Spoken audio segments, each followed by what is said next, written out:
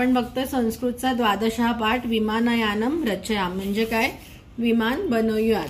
काय आहे, विमान बनवूयात. राघव, माधव, सीते, ललिते हे सगळे संबोधनामध्ये हाक मारले. राघव, माधव, सीते, ललिते विमानयानम रचयाम, चला आपण विमान बनवूया. नीले गगने विपुले विमले वायू विहारम करवाम म्हणजे निळ्या आकाशामध्ये, विमले म्हणजे काय बघूया. विमले म्हणजे निळ्या आणि निर्मल आकाशात, विपुल म्हणजे मोठ्या, निळ्या, निर्मल आणि विपुल अशा आकाशात. गगनाचे हे सगळे काय आहेत, विशेषण आहेत. वायू विहारम करवाम म्हणजे काय, विमानात बसून आपण काय करूया, जणू काही वायूवरतीच स्वार होऊया म्हणजे हवेतून फिरूया. हे फर्स्ट कडवा आहे याचं स्टांजा. मग काय म्हटलंय, उन्नत वृक्ष. उन्नत वृक्ष म्हणजे काय, मोठी मोठी वृक्ष, झाडं. तुंग भवनम म्हणजे मोठी मोठी घरं.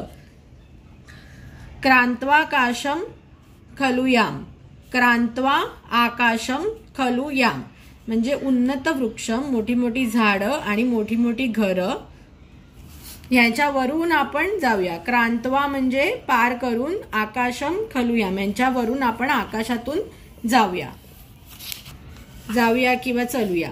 कृत्वा हिमवंतम सोपानम चंदिरलोकम प्रविशाम. कृत्वा हिमवंतम सोपानम. मग त्यांनी काय कल्पना विलास आहे हा सगळा, हे खरं शक्य आहे का. ते काय म्हणतात, सोपान म्हणजे काय, शिडी. हिमवंत म्हणजे हिमालय पर्वत, म्हणजे हिमालय पर्वताची शिडी करून चंदिरलोकम प्रवेशाम म्हणजे काय, आपण चंद्रलोकात जाऊया. मग तिकडे चंद्रलोकात काय काय दिसेल, शुक्र, चंद्र हा ही म्हणजे शुक्र हा आणि चंद्र हा आहे म्हणून तेव्हा त्याची संधी झाली एकत्र, तेव्हा झाले शुक्रश्चंद्र हा. सूर्य हा गुरु इति, गुरुरीती का झालंय, गुरुहु इति आहे म्हणून गुरुरीती झालंय. शुक्रचंद्र हा सूर्य गुरुरीती. ग्रहान ही सर्वान गणयाम म्हणजे शुक्र, चंद्र, सूर्य, गुरु आणि बाकी सगळे ग्रह पण आपण काय करूया, मोजूया. गणयाम म्हणजे मोजूया. विविधः सुंदर तारा चित्वा. विविधः सुंदर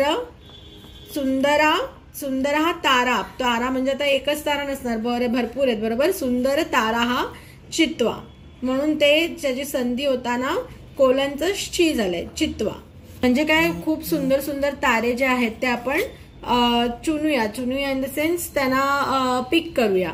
आणि मौक्तिक हाराम रचया म्हणजे सुंदर सुंदर तारे जे आहेत त्यांना सिलेक्ट करून आपण त्याचा एक सुंदरशी माळा गुंफूया. मौक्तिक हारम रचया म्हणजे सुंदरची माळा गुंफूया.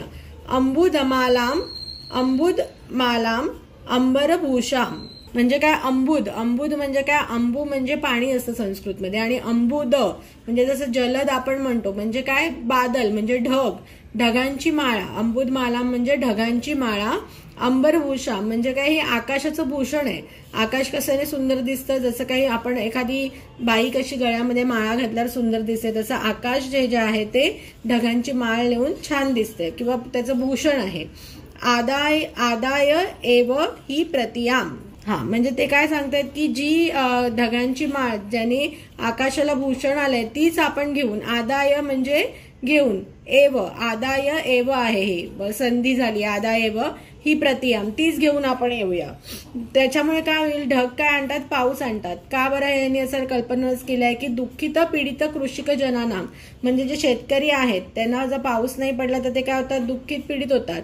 तर गृहेषु हर्ष जनयाम म्हणजे त्याच्यामुळे काय होईल, आपण जर ढगच घेऊन आलो बरोबर की ते दुःखित पीडित जे शेतकरी आहेत त्यांच्या गृहेषु ही सप्तमी विभक्ती आहे म्हणजे त्यांच्या घरात हर्ष म्हणजे आनंद आपण उत्पन्न करू.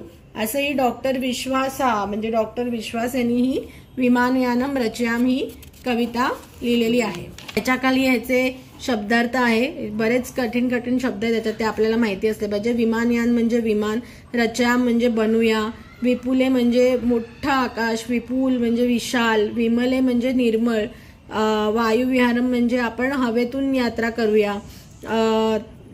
त्याच्यानंतर हे आहे करवाम म्हणजे करूया. उन्नत वृक्ष म्हणजे मोठे उंच वृक्ष. तुंगम म्हणजे उंच. क्रांत्वा म्हणजे त्याला पार करून जाऊया. याम म्हणजे चला जाऊया, चलो. हिमवंतम सोपानम म्हणजे काय की हिमवंतम अच्छा, आपल्या इथे एक चुकलेलं आहे की हिमवंतम म्हणजे बर्फाची सीडी त्यांनी म्हटलेली आहे. म्हणजेच काय, कारण हिमालय चुकलं म्हणजे असं काय की हिमालय हा पर्वत बर्फाचा पूर्ण आहे आणि हिमालय आपण उंच पर्वत मानतो, म्हणून त्या बर्फाची शिडी करून किंवा बर्फाच्या पर्वताची शिडी करून असं म्हटलंय. त्याच्यामुळे हिमालय म्हणणंही सोपं आहे, पण हिमवंत डायरेक्ट जर आपण अर्थ घेतला तर होणार की बर्फाची शिडी करून.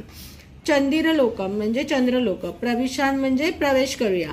गणयाम म्हणजे काउंट करूया, गणना करूया. चित्वा म्हणजे म्हणजे चूज करूया. मौक्तिकहारम म्हणजे मोतियाच्या माळेसारखं.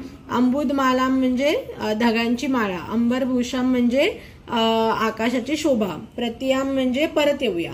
प्रतियाम म्हणजे परत येऊया. जनयाम म्हणजे उत्पन्न करूया किंवा त्यांना आनंद देऊया. आणि आदाय म्हणजे घेऊन. हे याचे शब्दार्थ आहेत. तर अशी सुंदरशी कविता, याच्यामध्ये त्यांनी बरंच म्हणजे त्यांनी वेगवेगळे कल्पनाविलास केलेले आहेत. तर हे आपण चॅप्टर म्हणजे कवितेचं एक्सप्लेनेशन घेतलेलं आहे मराठीतून. तर तुम्हाला आमचे व्हिडिओ आवडत असेल तर लाईक, सबस्क्राईब आणि शेअर करायला विसरू नका. तुम्हाला अजून काय काय हवंय, कुठली माहिती हवी ते कमेंट सेक्शनमध्ये आम्हाला कळवा.